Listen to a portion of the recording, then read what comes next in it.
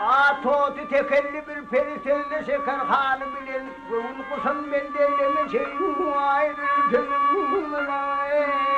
tavrı bilen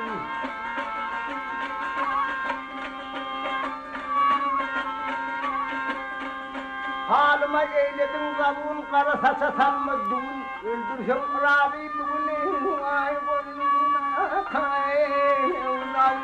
bilen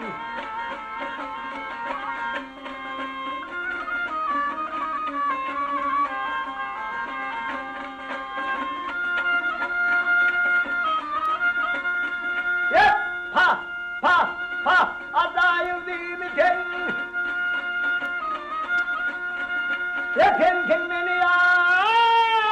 memnun edeni vay aklım ve besyelir bedeni vay kırıp çillenin ay kavlilim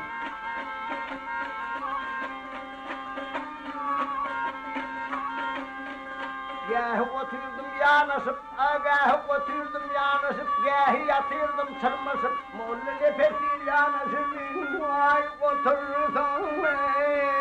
yâri bilir